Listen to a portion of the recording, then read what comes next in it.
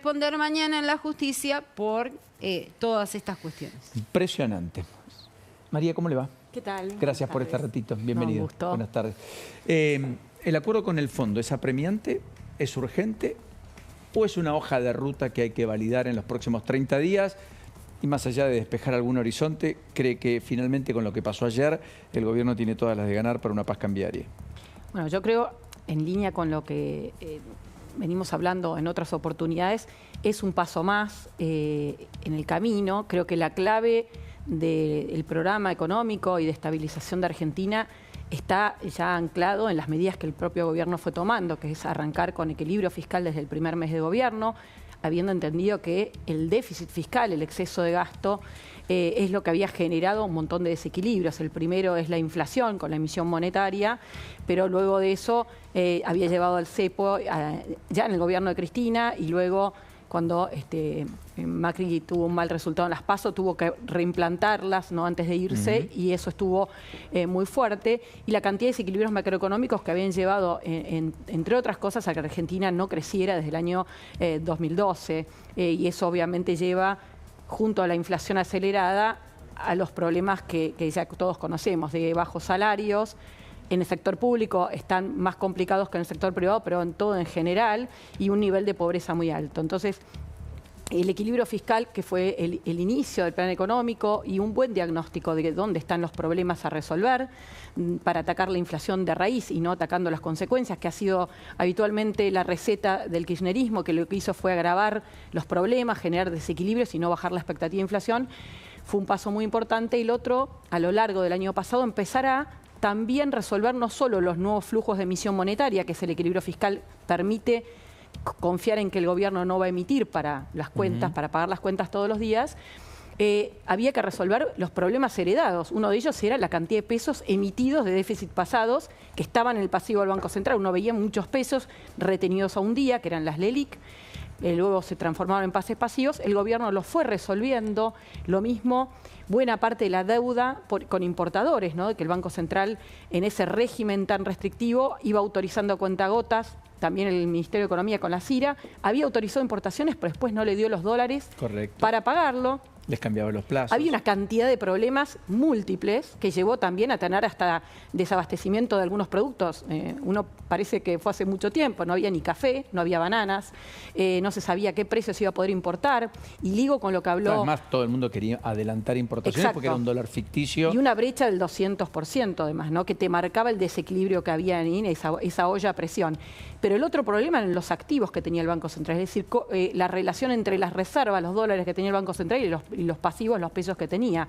Y ese es un tema que no se terminó de resolver, más allá de que el año pasado el Banco Central compró muchas reservas, y además, como el gobierno argentino tiene como un prontuario como deudor, el riesgo país, que es lo que refleja la calidad de crediticia, todavía es alto. Entonces, renovar los vencimientos de deuda en el mercado no es barato, los vencimientos en dólares en el mercado internacional, y eso hizo que el gobierno también tuviera que juntar ahorro para cancelar intereses, pero también parte del capital. Con lo cual, las reservas en estos últimos meses, que son meses flacos en términos del agro, de liquidación del agro, bueno, se combinaron también con estos pagos. Dicho esto, el acuerdo con el Fondo Monetario también es importante porque vencía ahora. O sea, el acuerdo, que fue un parche que se fue renegociando del préstamo original de 2018, había que sentarse a ver qué pasaba para adelante. Lo que se está negociando ahora es un acuerdo que se llama facilidades extendidas, o sea, es un plazo más largo, a 4 años de plazo. Eso también... O sea, a 10, pero con 4 de gracia. Claro, 10 años la renovación, pero 4 años de gracia para los pagos. Quiere decir que todos los vencimientos originalmente había del acuerdo con el fondo, que hoy es más de 40.000 millones de dólares que hay vigentes, van a vencer dentro de más de 4 años. Esto da un horizonte. Sea, volvemos a patear para adelante pagos, como hemos hecho habitual y recurrentemente. Bajamos un poco la tasa de interés, conseguimos plafón para los dólares por venir de la minería, la energía, etcétera, y tener allí menos olla a presión, digamos. Es como otro puente, ¿no, María? Es otro puente el fondo. Es un puente, pero esta vez, como te decía, es un préstamo más largo de plazo. Y acá la gran diferencia con otros préstamos es que Argentina está pidiendo esto. Todavía le falta tener como ese sello de calidad de poder renovar, como hacen todos los países del mundo, o sea, hacer el su deuda, de la deuda, lo que va venciendo. Ningún país lo paga.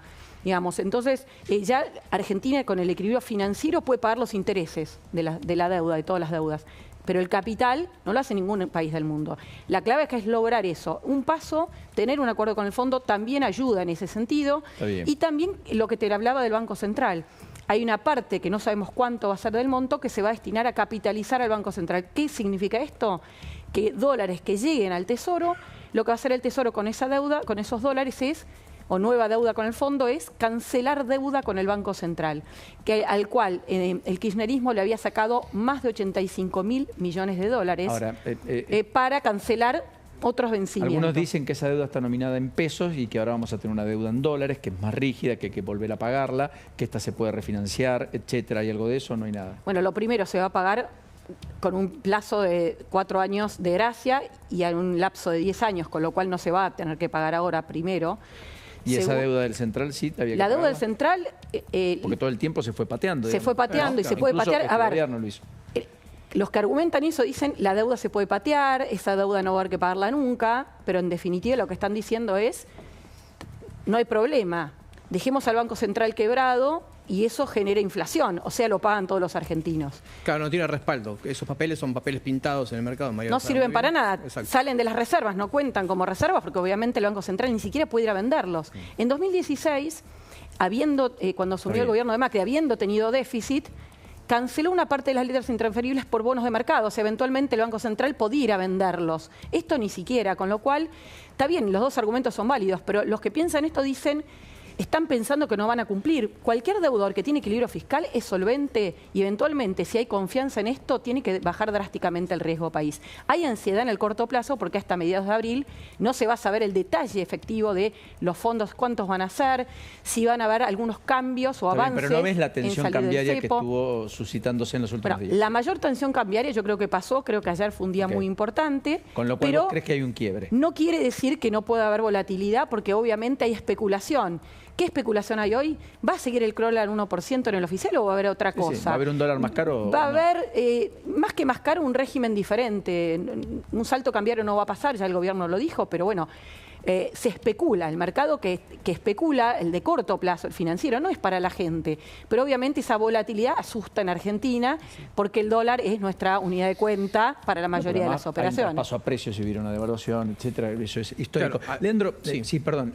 El índice de confianza del consumidor de Ditela bajó. Sí, hoy dio bastante malo, casi 7% abajo. ¿En qué mes? En febrero contra...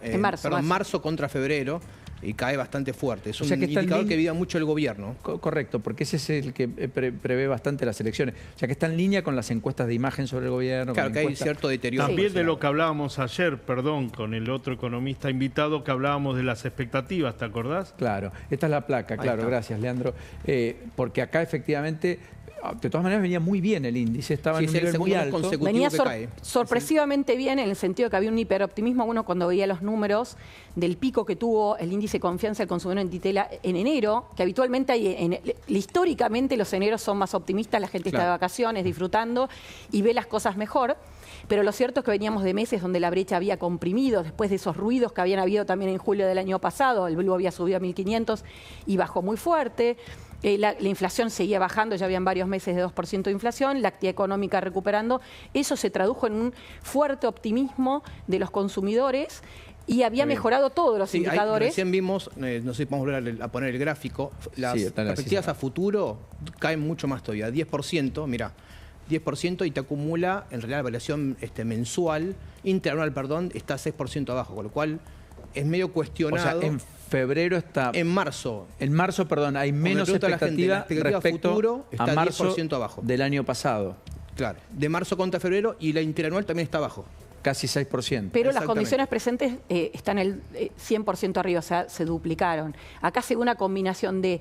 Hay una percepción de una mejor situación presente, intención de compra de bienes durables que sigue bien, no bajó, pero temor, porque yo creo que hubo un sobregiro de expectativa, a los argentinos nos pasa eso, ¿no? Muchos años de crisis. Somos muy eufóricos. Y después cierta mejora en la economía y ya pensamos que los problemas se han resuelto y la realidad es que Argentina tiene un camino muy largo por recorrer. Gracias, María. No, de nada. Hasta la próxima. Tus joyas tienen historia, sí, vos lo sabés. El Tasador les da futuro sin